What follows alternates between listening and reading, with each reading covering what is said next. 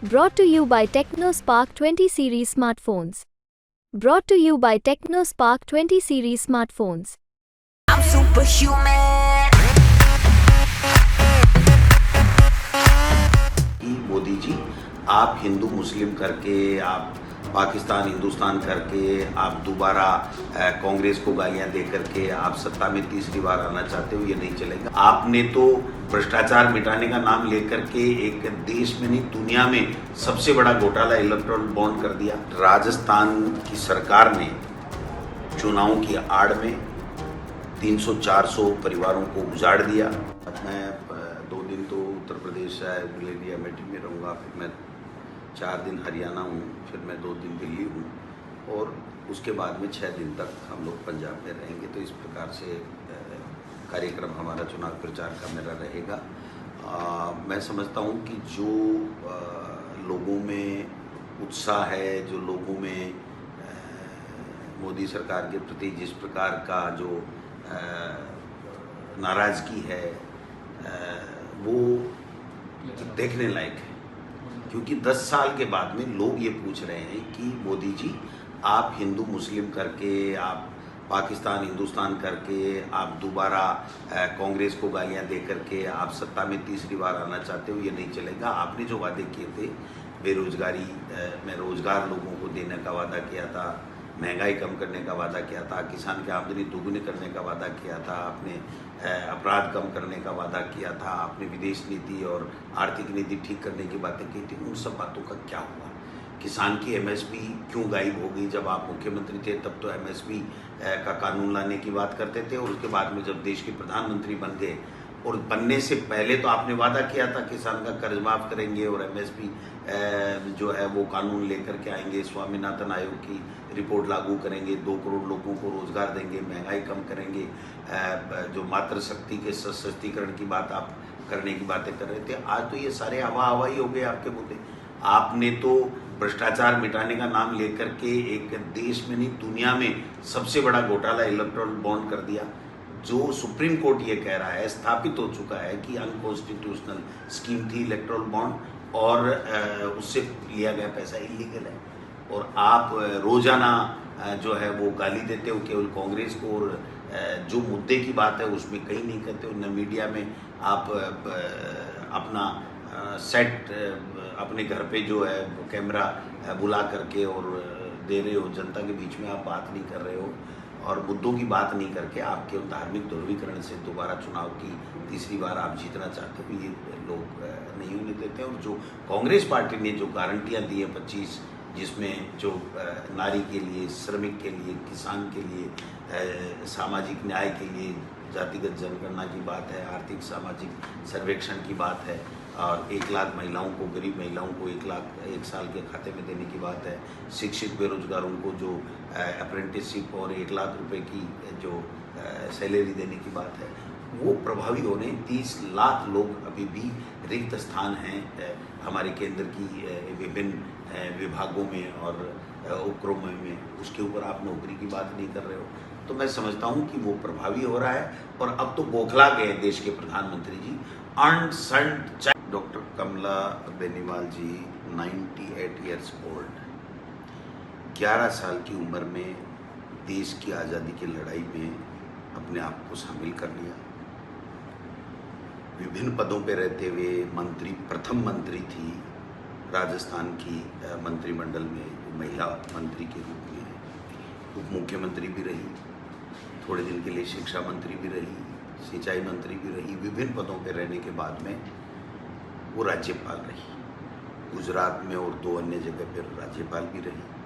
अपने वसूलों के लिए उन्होंने कभी भी वसूलों के साथ समझौता नहीं किया, सिद्धांत पे चली, ईमानदारी की राजनीति की, ईमानदारी से जनसेवा की। एक ऐसी महिला जिसने महिला सशक्तिकरण के लिए हमेशा, बालिका शिक्षा के लिए अपने आप को समर्पित किया, हमेशा वो एक रोल मॉडल के रूप में काम उन्होंने किया।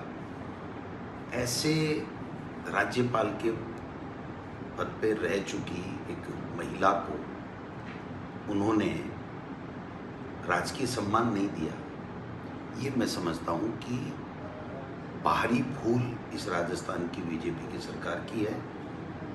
कोई पॉलिटिकल इस सरकार में बात करने वाला, समझने वाला कोई है ही नहीं। जो नेता हैं, मंत्री मुख्यमंत्री को पटकने में लगे हुए हैं। मुख्यमंत्री दिल्ली के पर्ची के आधार के ऊपर पूरे देश में भ्रमण कर रहे हैं, पहले पूरे प्रदेश में भ्रमण कर रहे थे।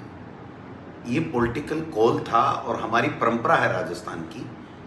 इस परंपरा के तहत ही माननीय उपराष्ट्रपति हमारे भैरव सिंह जी शेखावत साहब, जो पूर्व मुख्यमंत्री थे, उनको राजकीय सम्मान दिया गया। उनको उनकी उसके लिए, स्मारक के लिए निःशुल्क जमीन दी गई। हमारे पंडित नवल किशोर शर्मा जी थे, जो गुजरात के ही राज्यपाल रहे, डॉक्टर कमला बेनीवाल जी की तरह गुजरात में राज्यपाल रहे, उनको भी राजकीय सम्मान दिया गया। तो फिर डॉक्टर कमला बेनीवाल को राजकीय सम्मान देने में इनको दिक्कत कहाँ थी? अभी अधिकारी बात कर रहे हैं, मैंने जिला कलेक्टर से बात की, उन्होंने कहा साहब वो स्वतंत्रता सेनानियों की हमारी लिस्ट में नाम नहीं था और ये जो पूर्व राज्यपाल को देना था, ये सरकार को निर्णय लेना था। मैंने सरकार को समय रहते अवगत करा दिया था। अब सरकार में मुख्यमंत्री अगर वहाँ पर जा रहे हैं, पुष्पांजलि अर्पित कर रहे हैं, तो उनको इतना ज्ञान तो होना चाहिए कि मैं जब आ रहा हूँ, मुख्यमंत्री स्वयं जा रहे हैं, तो फिर राजकीय सम्मान देने में क्या दिक्कत थी? लेकिन वो पॉलिटिकल मैच्योर व्यक्ति नहीं है, उनको कोई सलाह देने वाला नहीं है। अफसरों ने घेर रखा है, आरएसएस के लोगों ने घेर रखा है मुख्यमंत्री जी को, और मैं समझता हूँ कि इसीलिए उनको किसी ने सलाह दी होगी कि ये तो मोदी जी नाराज हो जाएंगे, क्योंकि मोदी जी जब मुख्यमंत्री थे गुजरात में, तो तब इन्होंने कोई समझौता नहीं किया अपने सिद्धांतों के साथ, अपने वसूलों के साथ, अपने वसूलों पे अडिग रही। उनका स्थानांतरण कर दिया गया, दूसरी जगह भेज दिया गया, काफ़ी चर्चाओं में आया था विवाद। तो क्या मोदी जी से डर गए मुख्यमंत्री जी? तो मैं समझता हूँ कि ये बहुत बड़ा प्रश्न है। ये जो हमारी प्रदेश की, देश की मातृशक्ति है, वो इस बारे में चर्चा कर रही है, पूछ रही है कि भाई ऐसा क्या हो गया कि जब हमारे राजस्थान की परंपरा थी, चाहे भैरव सिंह जी शेखावत साहब हो, चाहे पंडित नवल किशोर शर्मा जी हो, उनको सबको जब राजकीय सम्मान दिया गया अंत्येष्टि के समय, तो फिर डॉक्टर कमला बेनीवाल को क्यों नहीं? इसलिए हमने ये सवाल उठाया है। 11 साल की उम्र में भारत छोड़ो आंदोलन में भाग लेना और उसके बाद में पूरा जीवन सामाजिक और लोगों की सेवा के लिए जो है वो अपने आप को समर्पित 98 साल तक, मैं समझता हूँ कि ऐसा बिरलाई उदाहरण मिलता है। इसमें राजस्थान सरकार की, मुख्यमंत्री जी की चूक हुई है। इस चूक को मैं समझता हूँ कि वो अगर माफ़ी मांग के और इनके लिए कोई स्मारक के लिए ज़मीन आवंटित करें और उनके लिए कोई इस तरीके का कोई, जैसे पंडित नवल किशोर जी शर्मा के लिए माननीय मुख्यमंत्री अशोक गहलोत जी ने मेडिकल कॉलेज की घोषणा की थी, उनका नामकरण दौसा के लिए मेडिकल कॉलेज का किया था, वैसे इनको कोई चीर स्थायी इनकी जो है वो स्मृति बनाने के लिए उनको करना चाहिए। ये मैं समझता हूँ कि पश्चाताप करने का एक अच्छा तरीका है। बाकी उनकी इच्छा है, जैसा वो करना चाहते हैं, जैसी वो सरकार चलाना चाहते हैं, जैसा वो सम्मान या जैसी परंपराएं वो डालना चाहते हैं। मैं समझता हूँ कि राजस्थान के इतिहास में हमेशा पार्टी पॉलिटिक्स से ऊपर उठ करके इस प्रकार के निर्णय होते रहे हैं, परंपरा चलती रही हैं और सम्मान हमेशा दिया जाना चाहिए।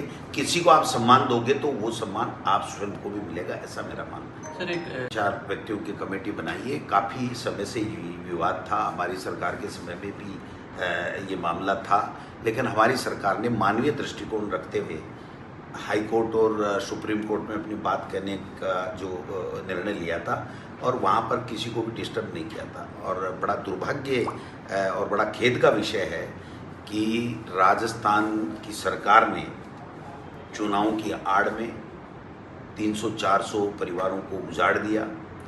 वो करा रहे थे। हज़ारों पुलिस के जो सिपाही हैं, अधिकारी हैं, वो अमानवीय बर्ताव, जैसे अंग्रेज़ जब देश की आज़ादी की लड़ाई हमारे लोग लड़ रहे थे, उस वक्त जो अंग्रेज़ों का विरोध करते थे और अंग्रेज़ जैसे जुल्म करते थे, वैसे भारतीय जनता पार्टी की सरकार जुल्म कर रही है।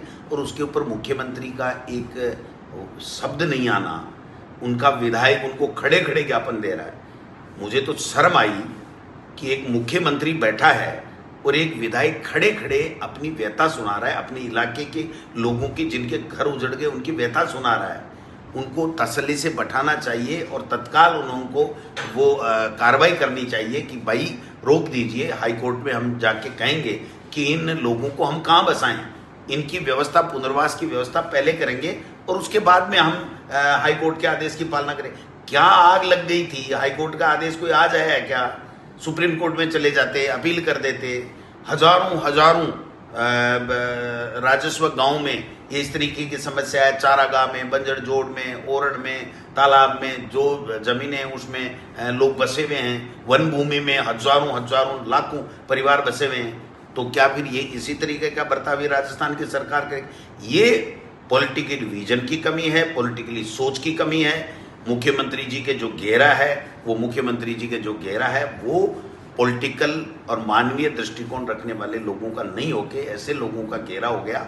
या तो अफसर चला रहे हैं राजस्थान में, तो भाई अफसर चला रहे हैं तो अफसरों को भी तो इतना तो दिमाग रखना चाहिए कि ये 400 लोग इस मई जून में तपती धूप में कहाँ जाएंगे, कहाँ खाना खाएंगे, कहाँ इनके मासूम बच्चे रहेंगे। किसी के 6 महीने का बच्चा है, किसी के 12 महीने का बच्चा है। ये क्या हो गया? ये किस तरीके से, ये तो अंग्रेजों ने भी नहीं किया था, उससे बढ़कर के लोग बात कर रहे हैं। मैं समझता हूँ कि हम विरोध भी करेंगे, कानूनी सलाह भी हम लोग ले रहे हैं और हमारी कमेटी की रिपोर्ट आने के बाद में इसकी ऊपर किस प्रकार के आंदोलन की या आगे बढ़ने की रणनीति हम लोग बनाएं। एक प्रधानमंत्री ने कहा है कि इस चुनाव से पहले ही लड़ देगा और आप देख सकते हो कि चलते चुनाव में आरएसएस को मनाने के लिए देश का प्रधानमंत्री नागपुर जा कर के और रात बिताता है और वहाँ जो आरएसएस के बड़े पदाधिकारी हैं वो उनसे मिलने तक नहीं आते हैं। नितिन गडकरी जी का और प्रधानमंत्री जी का संवाद ही नहीं हो रहा है। काफ़ी ऐसे लोग हैं, कल पीयूष गोयल जी का मैं सुन रहा था, उनको कहा गया कि ये प्रधानमंत्री जी इस तरह की भाषा बोलते हैं, तो वो कहते हैं प्रधानमंत्री जी जाने, प्रधानमंत्री जी का काम जाने। तो मैं समझता हूँ कि प्रधानमंत्री जी से और अमित शाह जी से भारतीय जनता पार्टी और एनडीए के घटक दलों ने किनारा कर लिया है। हमारी तो वो बात की बात कहते हैं। मैं समझता हूँ कि उनका तो पहले ही जो है वो कुछ न कुछ खुड़का होने वाला है।